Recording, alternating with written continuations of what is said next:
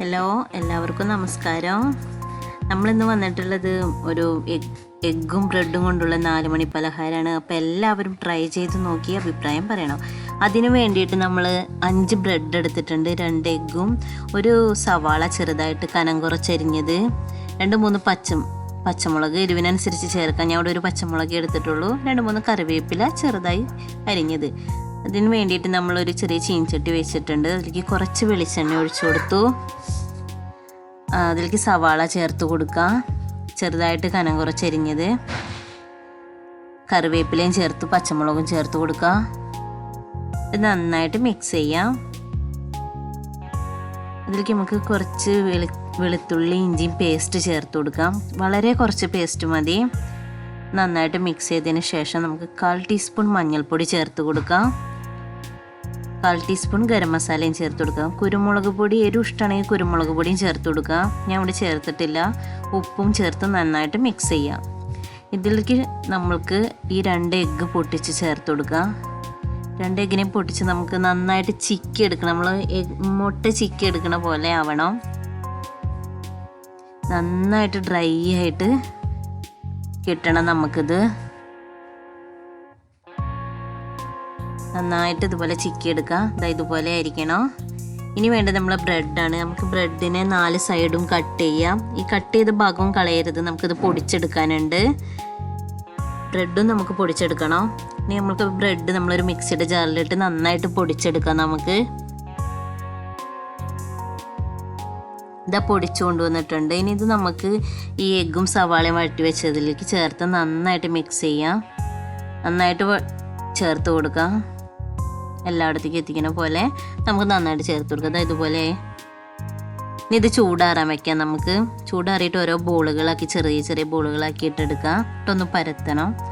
ബാക്കിയുള്ള നമ്മുടെ side cut വെച്ചിട്ടുള്ള ബ്രെഡിൻ്റെ സൈഡ് നമുക്ക് ഇതിലേക്ക് ഇട്ട് കൊടുത്ത് പൊടിച്ചെടുക്കാം.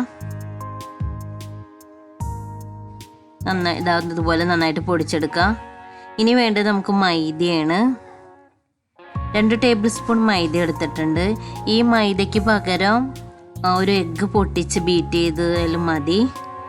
നമ്മുടെ ആ മുട്ട നമുക്ക് ഇതിലൊന്ന് സ്പ്രെഡ് കുറച്ച് അതിലേക്ക് ഈ ബാറ്ററിൽ ഇട്ടിട്ട് നമുക്ക് എടുക്കാൻ വേണ്ടിയിട്ടാണ്. അപ്പോൾ അതിന് വേണ്ടിയിട്ട് കുറച്ച് നന്നായിട്ട് ലൂസ് ആവണം ഈ ബാറ്റർ.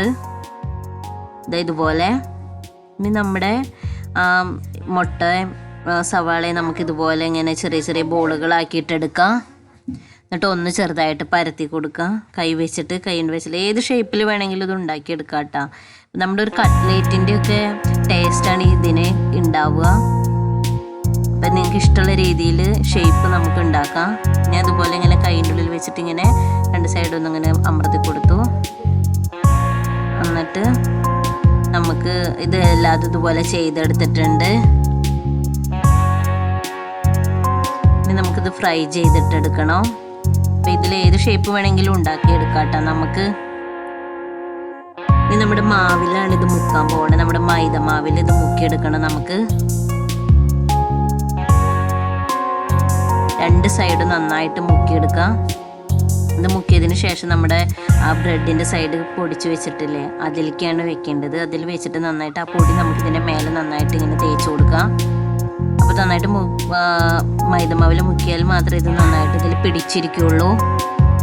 ഇനി ഇത് നമുക്ക് ഓരോന്ന് ഇതേപോലെ അങ്ങനെ ചെയ്തെടുക്കാം. അങ്ങനെ എല്ലാതും നമുക്ക് ചെയ്യാം. ഇതേപോലെ എല്ലാതും ഞാൻ അങ്ങനെ ചെയ്തെടുത്തിട്ടുണ്ട്. ഇനി നമുക്കിത് ഫ്രൈ ചെയ്യാം.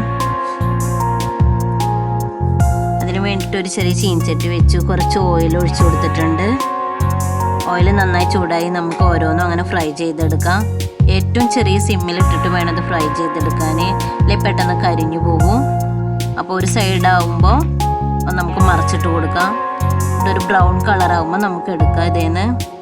ഈ എഗ്ഗിന് പകരം നമുക്ക് ഇതിലേക്ക് ചിക്കൻ വെച്ചിട്ട് വേണമെങ്കിലും ചെയ്യാം കേട്ടോ. ഇങ്ങനെ ഇതേപോലെ തന്നെ ചിക്കനൊന്ന് മിക്സിയിലൊന്ന് പൊടിച്ചെടുത്താൽ മതി. ഇപ്പോൾ ഇതാ നമ്മുടെ ഇത് ബ്രൗൺ കളറായിട്ടുണ്ട്. ഇത് നമുക്ക് ഇനി എണ്ണയിൽ നിന്ന് കോരിയെടുക്കാം. നല്ല ടേസ്റ്റാണ് ഇത് കഴിക്കാൻ വേണ്ടിയിട്ട്. അപ്പോൾ എല്ലാവരും ഇത് ട്രൈ ചെയ്ത് നോക്കണം. ഇതേപോലെ നമുക്ക് എല്ലാതും ചെയ്തെടുക്കാം. അപ്പോൾ അത് നമ്മുടെ ബ്രെഡും എഗ്ഗും കൊണ്ടുള്ള 4 മണി പലഹാരം ഇവിടെ റെഡി ആയിട്ടുണ്ട്. അപ്പോൾ എല്ലാവരും ട്രൈ ചെയ്ത് നോക്കണം. എല്ലാവരുടെ സപ്പോർട്ടും ഉണ്ടാവണം. Thank you for watching this video. Like ചെയ്യണം, സബ്സ്ക്രൈബ് ചെയ്യണം, ഷെയർ ചെയ്യണം.